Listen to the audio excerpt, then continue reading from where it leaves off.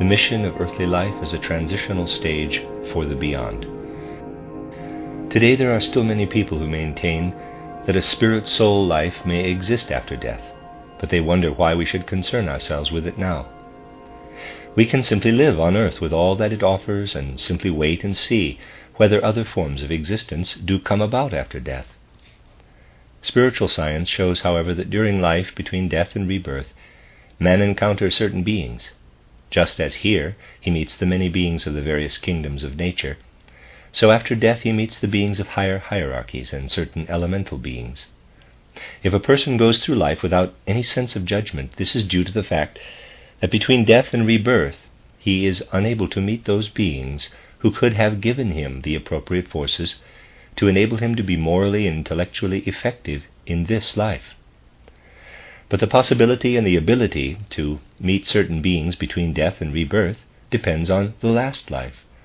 If during earthly life we do not occupy ourselves with thoughts relating to the supersensible, if during our life we have been completely immersed in the external sense world, if we only lived in our intellect inasmuch as it was directed to the physical world, then we make it impossible for ourselves between death and a new birth to encounter certain beings and to receive abilities from them for a subsequent life. The realm beyond remains dim and dark for us, and we are unable to find the forces of the higher hierarchies in the darkness. Man then, between death and a new birth, passes by those beings from whom he should receive forces for his next earthly life. From whence comes the light by means of which we can illumine the darkness between death and rebirth? Where do we find it? Between death and rebirth no one gives us any light. The beings are there, and we can only reach them providing we have kindled the light in our past earthly life by means of our interest in the spiritual world. After death we are unable to penetrate the darkness unless we have taken the light with us through the gate of death. This shows how incorrect is the statement that we need not concern ourselves with things of a spiritual nature, but that we can afford to wait for what happens. In fact, if we wait and see, we shall only encounter darkness. Earthly life is not merely a transitional stage. It has a mission. It is a necessity for the beyond, as indeed the beyond is for earthly existence. The lights for the life beyond must be carried upward from the earth. It may also happen that down here people remain dull to the supersensible world, that they simply miss the opportunity to develop certain faculties, that they fail to create instruments for the next incarnation. A person who lacked a certain ability in this or that sphere during life goes through the gate of death. Now you see what a hopeless situation it all makes.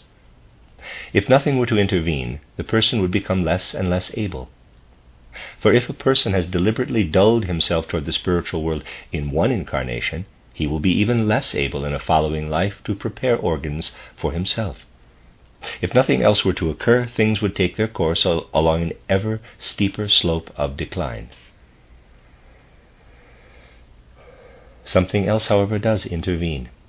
A man who goes through life with deliberate dullness in one incarnation will find that Lucifer approaches him with his powers in the spiritual world after the second earthly life.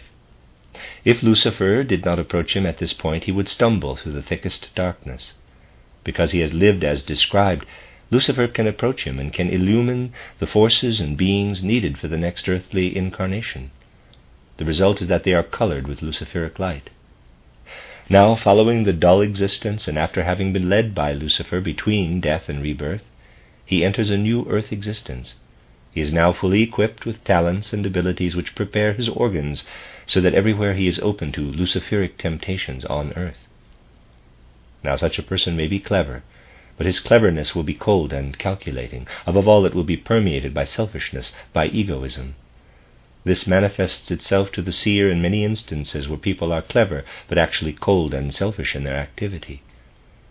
When one meets them, they are always seeking their own advantage and do all they can to place themselves in the limelight. A consideration of such people shows that in the spiritual world they were led by Lucifer. In the previous incarnation they led a dull existence that was followed by a stumbling in the darkness after death, and this was preceded by yet another life on earth, during which they deliberately closed themselves to the spiritual world. Such an insight reveals a sad prospect for materialists. Our contemporaries, who are materialistically inclined and reject all concern for the spiritual world, and consider the soul life as ending with death, can expect an existence as just described. It is of little consequence to gather abstractly certain thoughts about the interrelations of various earth lives. An exact, concrete survey reveals the most manifold connections between former and later earth lives and the life and the spirit that follows each incarnation. We should hold on to the fact that life on earth is of considerable importance for life after death. Life on earth has yet another significance. It is only on the earth that we can meet certain beings, and man belongs, above all, among them. Unless the link is established between man and man on earth, it cannot occur in the spirit world. The relationships between human beings are forged here and continue in the spiritual world. If we miss the opportunity to meet certain individuals on earth who were predestined to be in incarnation, we cannot make up for it during the period between death and rebirth. Let us take the example of Gautama Buddha. He was that human personality who lived during the 6th century BC as the son of a king, and who rose in his 29th year from the rank of Bodhisattva to that of Buddha. This means that he became a Buddha and no longer needed to incarnate in physical human form. The Gautama Buddha thus accomplished his last earthly life. A considerable number of people met this individuality on earth during that time, and also in earlier incarnations people had been in contact with the Bodhisattva. All these connections could be continued later in the spiritual world. The connection to Gautama Buddha, which bore the character of a pupil-to-teacher relationship, could be continued in the spiritual world. But there were souls who, during the evolution of humanity, never made a connection with Gautama Buddha on earth. These souls, even if they now have reached a considerable degree of development, cannot at all easily come in contact in the spiritual world with the being of Buddha, with the soul of the one who was incarnated as Gautama Buddha.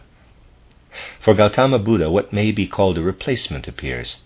He has a replacement if one has been able... For Gautama Buddha, what may be called a replacement appears. He has a replacement if one has been unable to make a connection with him on earth. The Buddha has had a special destiny since he rose to Buddhahood and no longer needed to return to the earth, thus continuing to dwell in a pure spiritual region. He remained in touch with earthly happenings, however, and worked from the spiritual worlds down into the earthly sphere. We know that the being of Gautama Buddha radiated into the Jesus child spoken of in the Gospel of St. Luke. The supersensible being of Buddha streamed into the astral body of the Luke Jesus child. It worked from the supersensible down into earthly realms. Human beings on earth could no longer find access to him. Only those could make contact with the being of Gautama, who, like Francis of Assisi, for instance, had gone through a higher form of development. Before he entered life on earth, and previous also to the last life between birth and death, the being of Francis of Assisi lived in a mystery center situated in the southeast of Europe. In this center there were no physical teachers, but teachers belonging to the supersensible hierarchy, of whom Buddha, or more accurately, of whom the soul that had been incarnated in Buddha, was one. The pupils in such mystery centers had already developed lofty faculties for beholding the spiritual world. Such pupils are able to be taught by teachers who work only from the spiritual world. Thus, Buddha taught in that mystery center, and Francis of Assisi, in a former incarnation, was his faithful and devoted pupil. At that time, Francis of Assisi absorbed everything that later enabled him to receive the light-filled impulses of the higher hierarchies, and that then allowed him to appear in incarnation as the great mystic who was to exert such a strong influence on his age. This was all due to the fact that the soul of Francis of Assisi, through the higher faculties he possessed at the time, was able to establish a connection with the Gautama Buddha after the Buddha was able to work down from the supersensible world upon him. For ordinary human beings who are dependent on life as it unfolds through the senses and the intellect, such a meeting is not possible.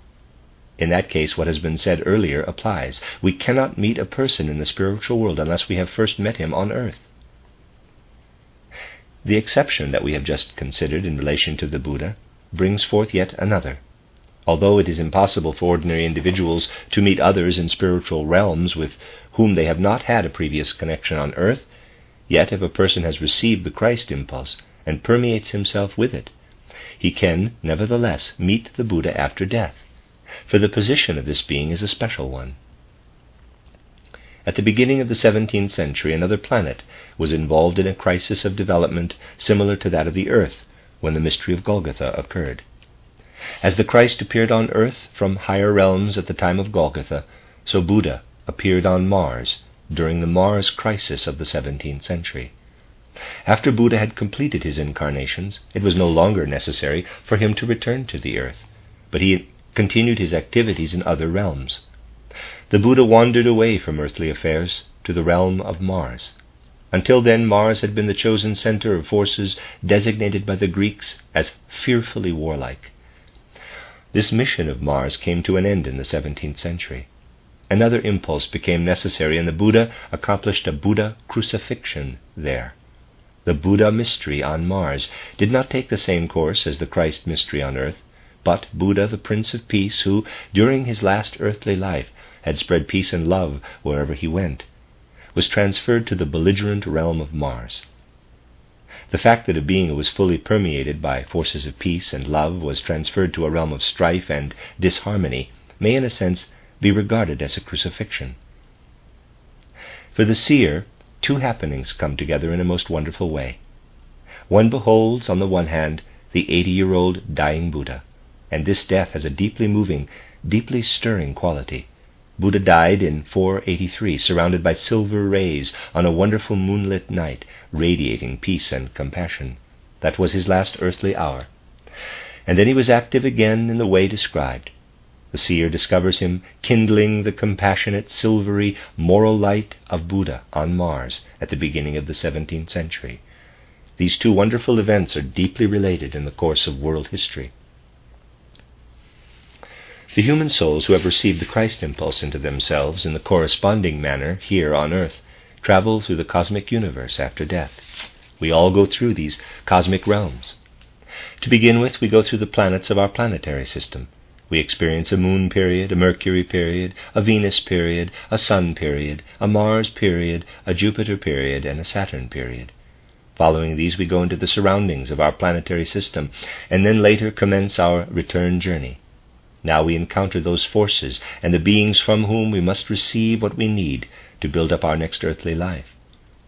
He who has received the Christ impulse on earth can also receive what streams from the Buddha in his passage through the Mars sphere. This belongs to the exceptional case, in which souls who have not been together with Buddha in earlier incarnations nevertheless have the opportunity of meeting him between death and rebirth. Supersensible perception reveals that a number of personalities who lived during the 17th century owed their remarkable talents to the fact that during their prenatal life in the spiritual world they received an impulse from Buddha. At present, the ability to receive such talents is still limited among human beings, because it is only comparatively recently that the Buddha accomplished the mystery on Mars. In future, human souls will be more and more capable of receiving the Buddha impulse from the Mars sphere. But in the 19th century there were already some personalities, and this was disclosed to those able to perceive it, who were able to develop their faculties here, on earth, as a result of the influences they received from Buddha through their passage in the Mars sphere. The course of life between death and rebirth is indeed complex and wonderful. Unless man is able to take with him the light to illumine his experience between death and rebirth, he stumbles in the dark. This also holds good for this exceptional case. A person who departs from the earth through the gate of death without having taken the Christ impulse into himself, who wished to know nothing of it, will not have the slightest intimation of the influences of Buddha during his next life in the spiritual world as he passes through the Mars sphere. For him it is as if the Buddha were not present.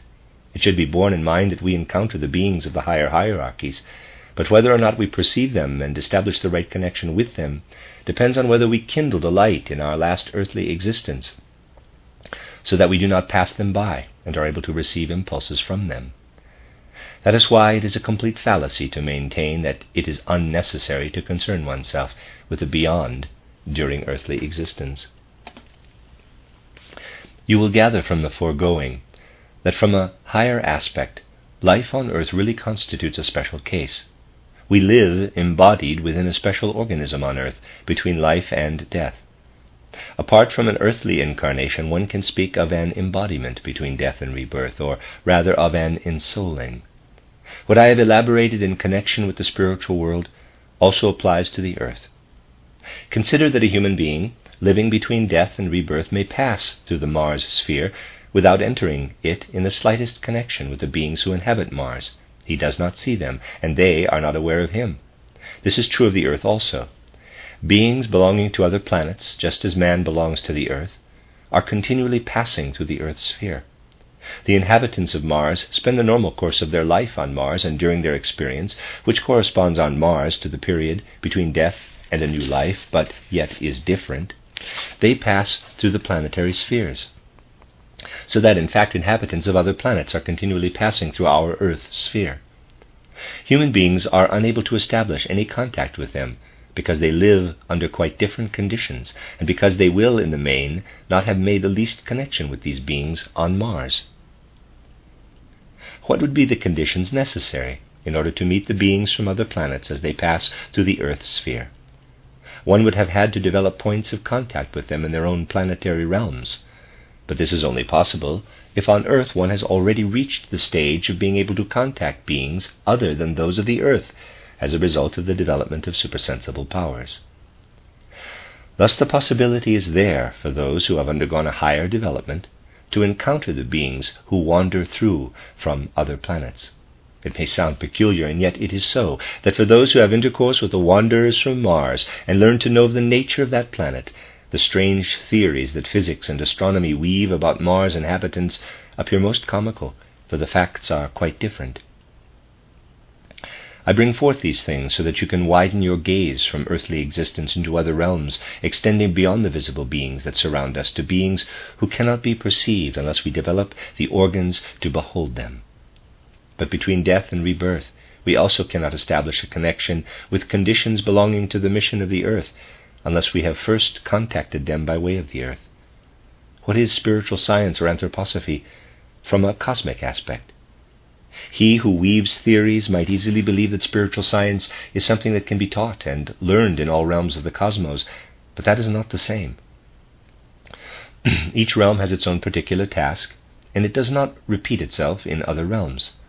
Spiritual science is only possible on Earth, not on other planets or in other realms. The creative powers have so made the earth that only here can certain things arise. Spiritual science can only arise on earth. Nowhere else can it be learned.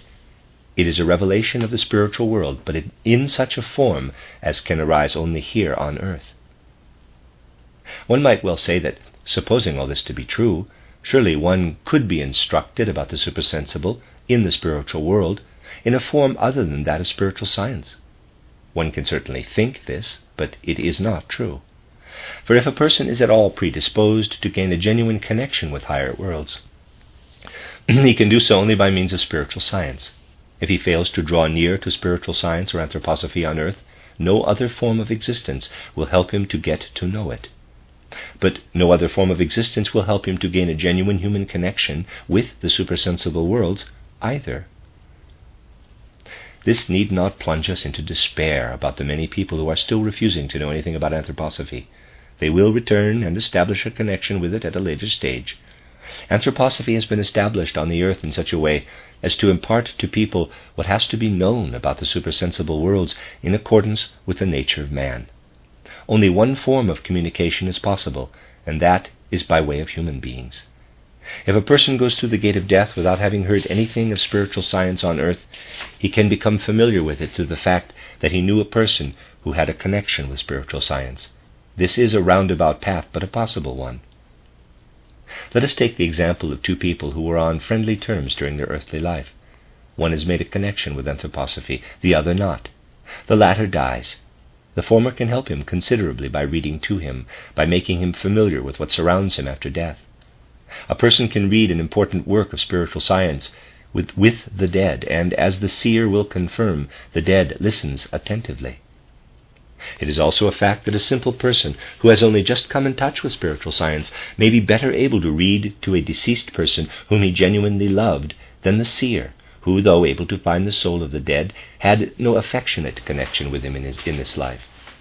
From time to time it may also happen that seers give themselves the task of reading to the souls of the dead whom they have not known. Yet more often than not, one is unable to read to a dead person with whom one has had no previous connection on earth. These facts will impress upon you the importance of spiritual communities, such as the anthroposophical one, because here we find, to a certain extent, a replacement for what may be called a kind of living together and getting in touch. Should such communities not exist, each soul after death would have to rely entirely on being read to by people close to them. Only such spiritual communities where spiritual ideals are commonly fostered can expand this sphere. Thus it can and does happen that one meets an anthroposophist who, because of what he has previously learned, is able in a special way to read a spiritual content with much concentration, or to let such thoughts pass through his soul. One might approach him, mention to him that a person who dies was also an anthroposophist, belonging to the same society, and show him a sample of the writing of the deceased. It may suffice that by seeing the writing or by hearing a favorite verse of the deceased, the more developed anthroposophist is able to read to such a soul in a most fruitful manner, though he did not know him on earth. It is indeed a fine task for a spiritual community to bridge so strongly the gap between the living and the dead. Today, anthroposophists still conceive of many tasks that lie merely on the physical plane, because materialistic ways of thought are still prevalent among them, though theoretically they may have absorbed the science of anthroposophy. The true spiritual tasks will present themselves when spiritual science will have penetrated the soul more deeply. People will be found to take on the task of helping the dead so that they may evolve. A beginning has been made within our movement, and what already has been achieved in this sphere can give us a high degree of satisfaction. In fact, in certain circumstances, when an anthroposophist goes to the gate of death, carrying spiritual thoughts with him, he may be able to serve the dead and could become their leader. This, however, is more complicated than is usually imagined. It is easier to do this from the earth, because the communities that are formed after death depend entirely on the groups that were formed before death. If two people, for instance, lived with one another on earth, the one an anthroposophist and the other not, the one who had an aversion toward spiritual science will long for it after death. It may happen that the anthroposophist who remains behind on earth concerns himself until his death with the departed soul by reading to him. Now, after a certain period of time, the anthroposophist also goes through the gate of death. He is then reunited with the other in the spiritual world. An echo of the earlier connection on earth is now felt, and this presents a difficulty. There was no difficulty as long as the one was on earth and the other in the spiritual world. Dissonances arise again as they did in the earthly relationship, now that they are once more united. Just as on earth the one soul did not wish to know anything about spiritual science, so it becomes again the case in the world beyond. This shows to what extent the relationships after death are dependent upon the previous earthly connections. These matters are exceedingly complex and cannot be merely thought out intellectually. Such instances clearly reveal the mission of spiritual science. The gulf between the living and the dead must be bridged.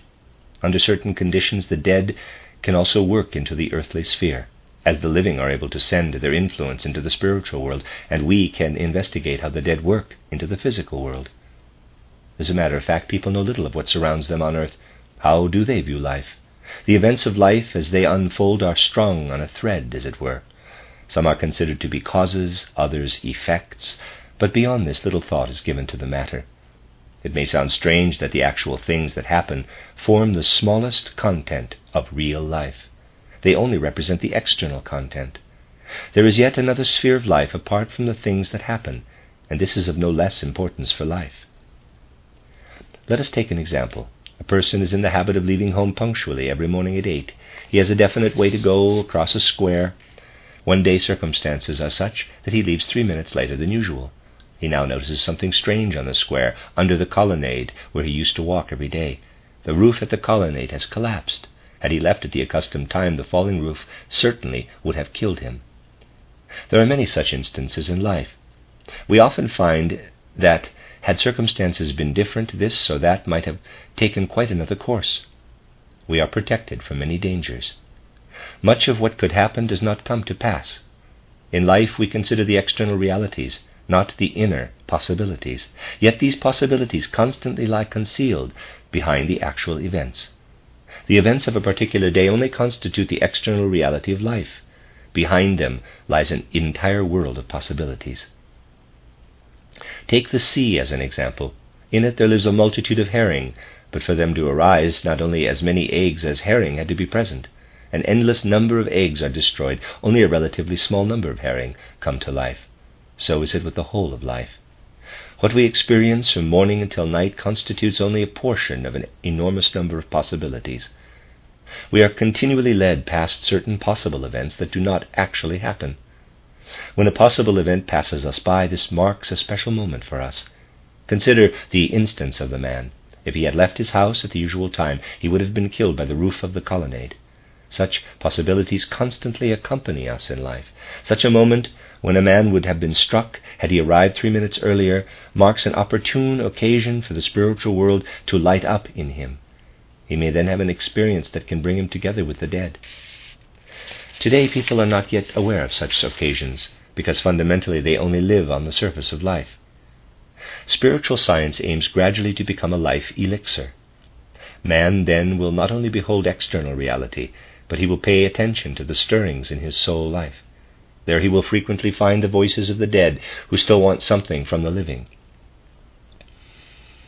As we have an example of how the living can influence the dead by reading to them, so we also see how the dead can influence the living. A time will come when man will converse spiritually with the dead. People will speak with the dead, and they will listen to the dead. Death only marks a change in the outer form of man. His soul develops further. At present we experience as yet a most imperfect condition of mankind, inasmuch as men are unable to communicate with their fellow men who dwell in another form of life. When spiritual science is no longer a theory, but has permeated souls, a living communion with the dead will continually be possible. In fact, conditions which in a sense obtain only for the seer at present will gradually become the common heritage of the whole of humanity. You may say, quote, well, that may be so for the seer. He can find human beings between death and rebirth, unquote. Actually, this presents considerable difficulties today, because the general lack of belief in the spiritual world, the lack of connection to the spirit, creates hindrances also for those who could establish a relationship to the spiritual world. There are certain things that can take place unhindered, only if they belong to the common possession of humanity. A man may be an outstandingly gifted master builder. If nobody engages his services, he will not be able to build. This also can be the case for the seer. He may possess the faculties to ascend spiritually to the realm of the dead, but if this process is hindered owing to the fact that communion with the dead is impossible for most people, the seer will only be able to succeed in establishing a contact in a few exceptional instances. My dear friends, I wished to show you how spiritual science can be a life-giving impulse. More than anything we may learn theoretically, it is important to cultivate a feeling for the task of spiritual science in relation to the future of humanity. This enables each one who belongs to the anthroposophical movement to gain an impression of what he is really doing. He gains an impression of the tremendous task that has to be achieved by spiritual science or anthroposophy. This also enables one to connect oneself earnestly and worthily to spiritual science, not in a light-hearted way as to something that is to refresh one, but as an impulse which will become of ever-increasing importance as mankind advances into the future. I wish to evoke a feeling for this by today's considerations.